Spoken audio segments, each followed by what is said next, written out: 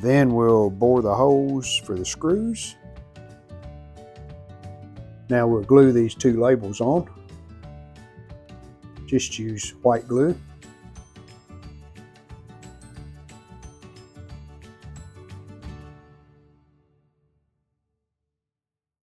Hello again, everyone. Welcome back to the basement shop.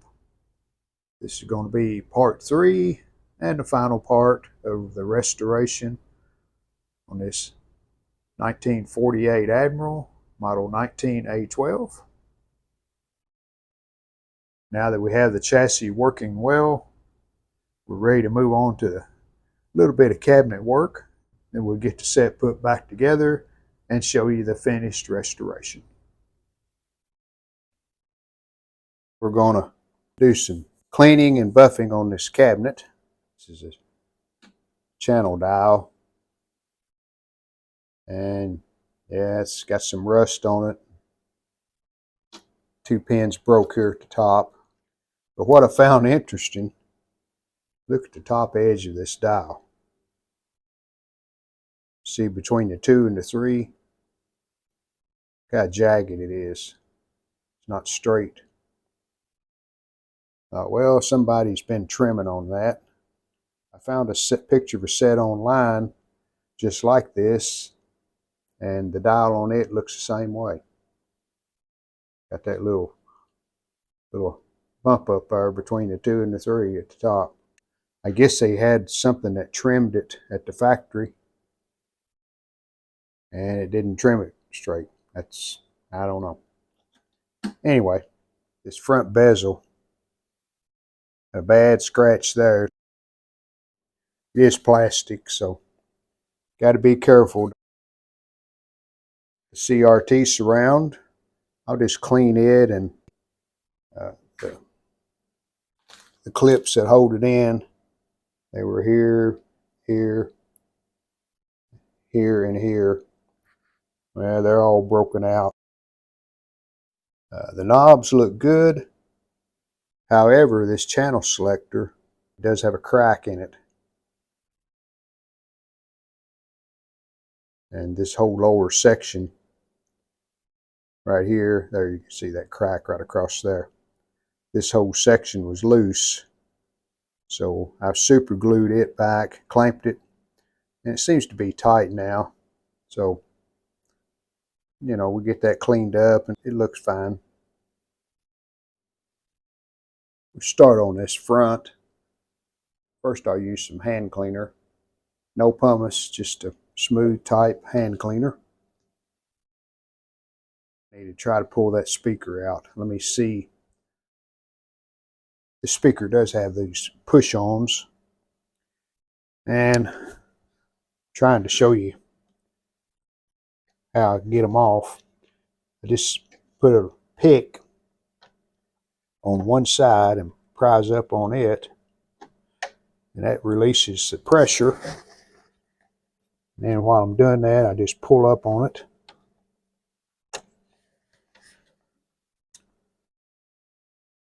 Now, when I put these back on, I'll flatten them out where I have more tension.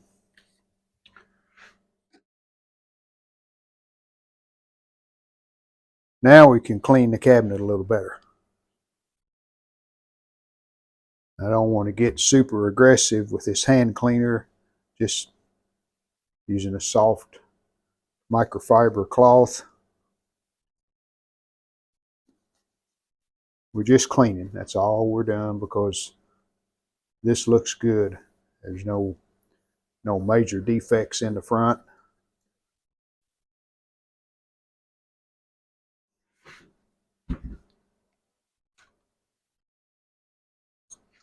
The way this grill is designed, the top is open, but the bottom is solid. And we're going to have to get in these areas here to clean them. It has a curved shape to it up in these grills. I may have to, I'll go over it first with this toothbrush, and then I have some Q-tips that I'll finish it off with.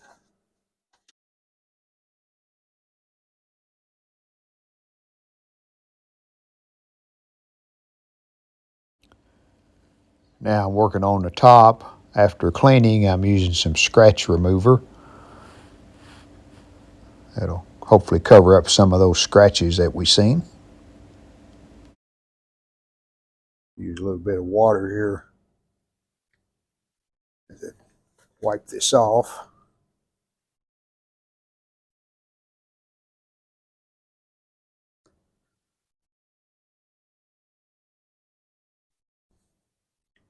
We're good on the cabinet. Put a little bit of polish on the outside. It's still drying a little bit on top. You see those streaks, but I think once it dries, it'll look fine. So now let's turn our attention to this back. See if we can manufacture one for it. Still have the screws here in the back, so we'll hang on to those. You can even see there's part of the old back. I guess it got loose and whoever owned this just throwed it away.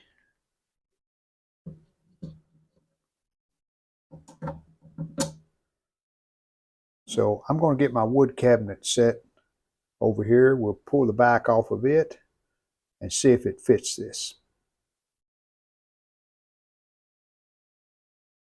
It's too wide, but I'm going to pull it off anyway because this set was missing the back when I restored it. So this is homemade, and possibly when I made it I probably cut it a little too wide, because you can see if we let it drop down in there like it should, we're about that much too wide. Now, as to the screw spacing, I think looks like it's pretty close. This cabinet does kind of slope up in the middle, so when I make my new one, I may want to put just a little bit of, make it a little wider here at the center and slope it down each way. One thing I need to check before I use this as my template, I need to know which direction to slide this where my antenna terminals will be right. So I'm going to slide the chassis in just temporarily. We'll hold the back up here and just see how those antenna terminals line up. Okay, we have the controls center the openings, and I have the chassis slid in approximately where it needs to be as far as front to back. So let's see how this works. Okay, it works better if we put it in this right side. Yeah, that centers up the antenna terminals. So this side looks good. We do need to reposition our screw holes. So I'm going to just measure to right here, and we'll cut that much off of this side. Once we get our new back made, we'll clamp this back that I made on top of it and bore these holes. I'm going to use Masonite.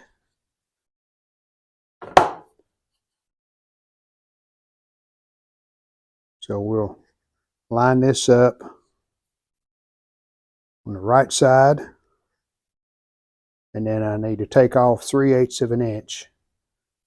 So we'll mark this, slide it over 3/8,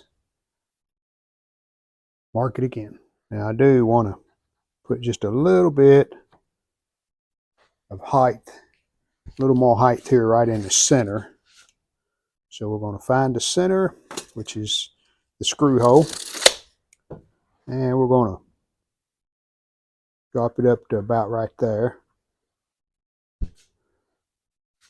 So when we mark it,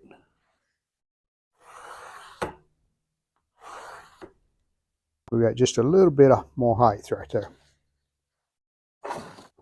Now I need to slide it this way 3/8 of an inch.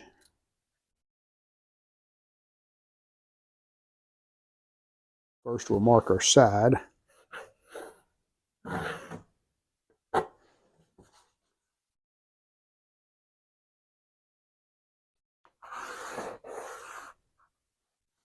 Okay, we're going to cut our side with the table saw.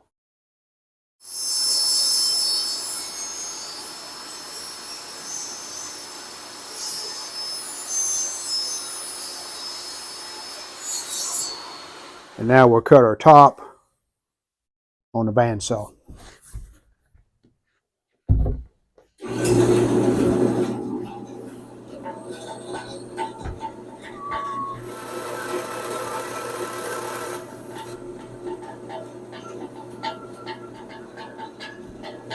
Now let's go back up to the basement shop and see if it fits. I think that will work. Before I go back to the woodworking shop to bore the ventilation holes and to cut out for the antenna terminal, I'm going to mark where the screws need to be. And we'll bore the holes for the screws while we're down there. Antenna terminal right here. So I've bored 4 holes in the corners. Now I'll just join them together with a jigsaw. So now let's bore these ventilation holes. To do that, I'll use this scrap piece of wood. Put the new back on top of it. Line the edges up, of course.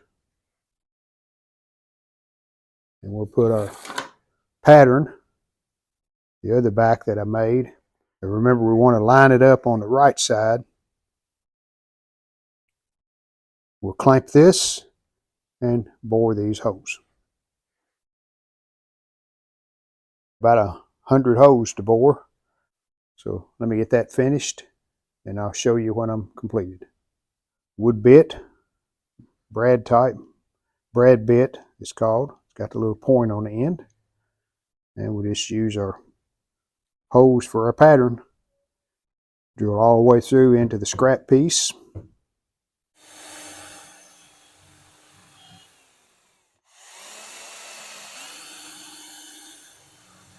See how it looks.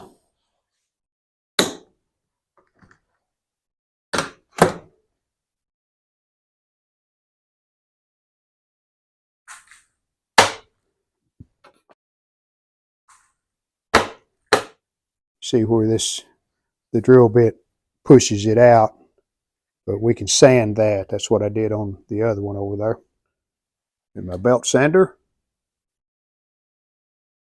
It's an old one. That's an old Harbor Freight, if I'm not mistaken.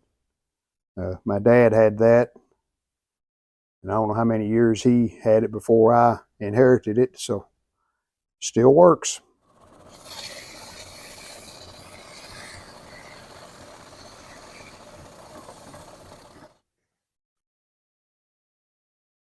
Much better.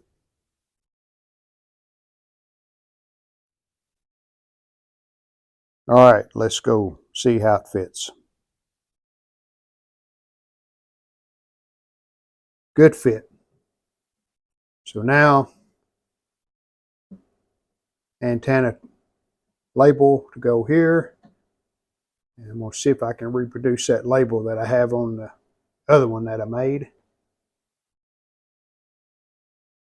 I don't think I saved it, but I can probably just take a picture of it, reprint it. And like the other one, once I get the label or labels put on, put a coat of clear. You notice I tapered the corners to top. But I think that's going to fit nicely. Put all the screws back in just to see that they all fit. And they do. Now we'll glue these two labels on.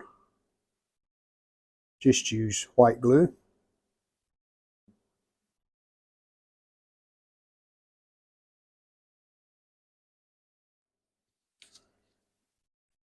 Cleaned off the residue where the old feet were.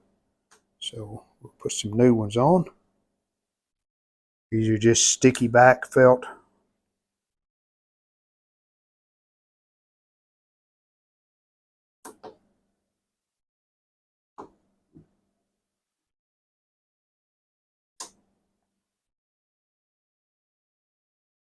And I think there was one here too, because there's still a little bit of residue left. So we'll put one in the middle.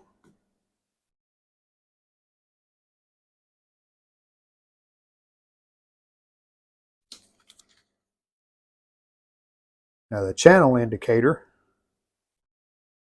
it's supposed to fit loose because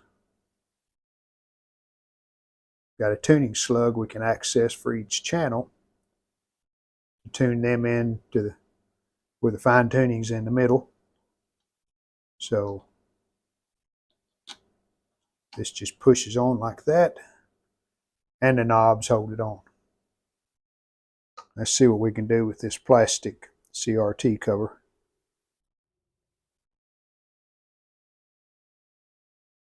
Well, it didn't get it all out, but it did help it, so we're going to leave it like that. Yeah, I could wet sand this and buff it and probably get most of that scratch out. But you take a chance if you get the plastic too hot, then it'll discolor it, leave it rough. So I'm going to stop right there. Plastic CRT face cover in, and the rubber gasket, I just have it put on top of it. I haven't glued either one. Not going to. I'm going to let the CRT hold everything tight up against the front of the cabinet. And it fits tight. See, it's not moving. I could try to put a clip right there. I can reuse those clips. Let me look at that. Well, I was able to reuse those two clips, so I have one in the top corner and one in the bottom corner. Speaker in place, and I just flattened the clips out. So they're good and tight now when you slide them on.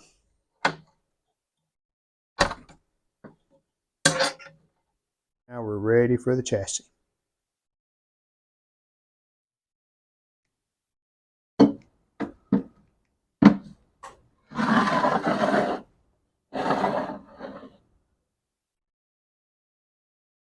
Now what I want to look for, I think I have the chassis in the position it needs to be for the chassis bolts to go in. Notice I have the set hanging off the bench where I can get to it.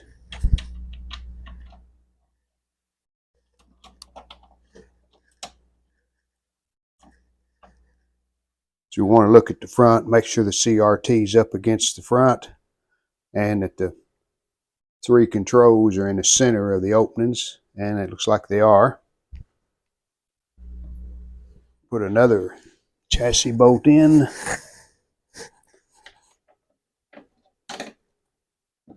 And these are number 10 X-Lite.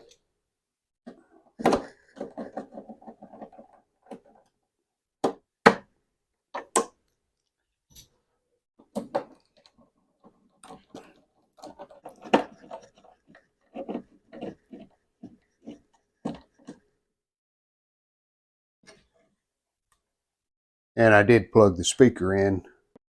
Now let's turn it around. We'll plug it up, make sure everything still works. New AC cord. All right, looks like we're still playing fine.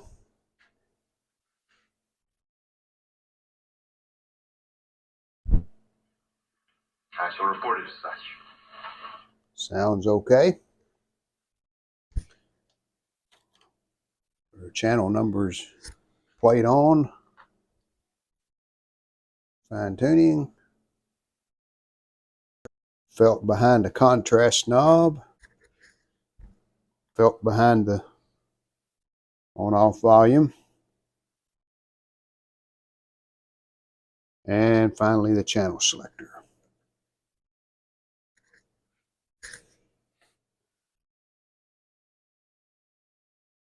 One last thing to do, and that's put the back on.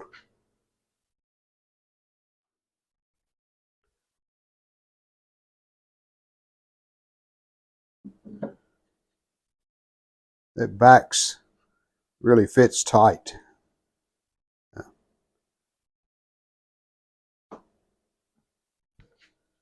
Having that other back as a pattern really helped.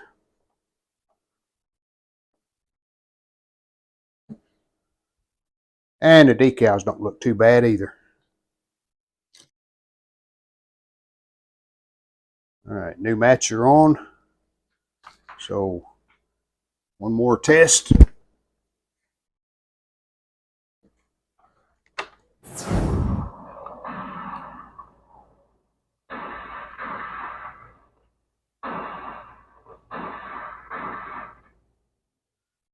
And that completes the restore on this 1948 Admiral, model 19A12S, chassis 19A1. Thanks for watching. See you next time.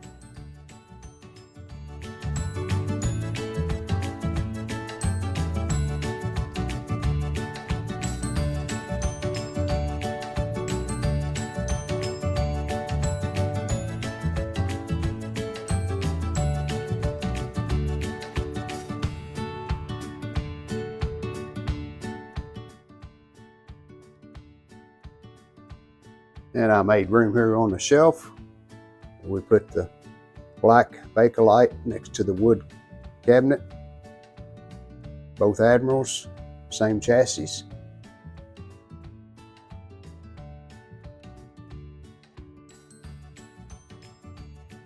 We hope you've enjoyed the video. And if you did, how about giving us a like and subscribe to our channel? Thanks.